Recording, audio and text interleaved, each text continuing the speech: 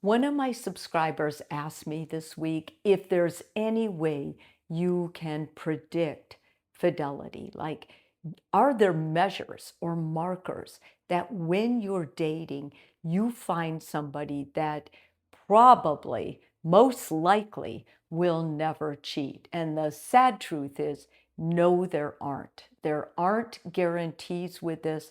It's really hard to find markers that signify that this person would never cheat, because remember, we can make up a profile, but we can't be sure your person fits in it.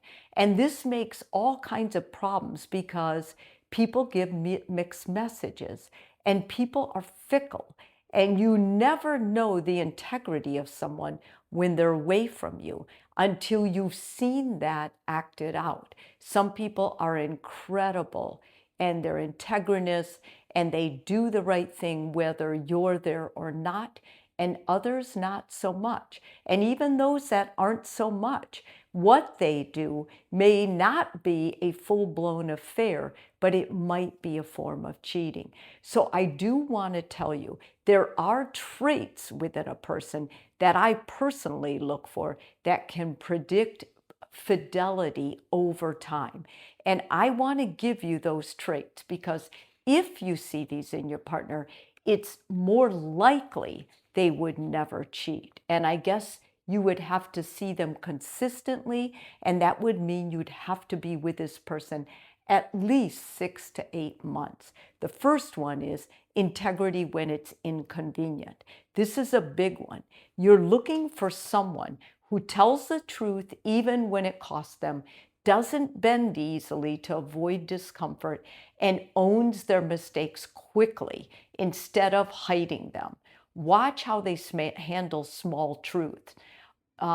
People who lie about little things train themselves to lie about big things. So keep that as a rule. If they're lying about stupid little things, just cross them off your list and don't end up going further in the relationship. Healthy relationships with temptation. Faithful people aren't people who never feel attraction to other people, but they are people who notice attraction but don't feed it. They set internal boundaries without needing external policing, and they don't flirt with gray areas like emotional or physical. They would know better than respond in a flirty way to a text or a direct message. Listen for language like, I don't put myself in situations that would disrespect my relationship. This is a good person. This is a high quality trait.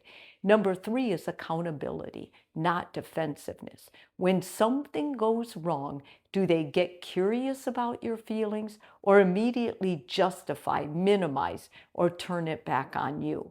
Defensiveness is one of the strongest predictors of future betrayal patterns. I remember that, and I keep a watch on that. When I have clients in, the one who is the most defensive, I look for other things too. Consistency across environments. Pay attention to how they act with friends versus how they act with you. Their behavior online versus offline. Whether their values shift depending on who's around. Integrity is the same person in every room. Okay, important. Capacity for discomfort. This is underrated, but it's critical. Cheating is often an avoidance strategy. So they're avoiding conflict, they're avoiding rejection, they're avoiding emotional vulnerability. So you want someone who can sit in hard conversations, tolerates tension without escaping, and stays engaged when they feel it's messy or they're at unease. The 6th one is a secure attachment behavior. Even if you don't label it clinically, you'll feel it. They don't disappear when things get close. They don't need constant validation.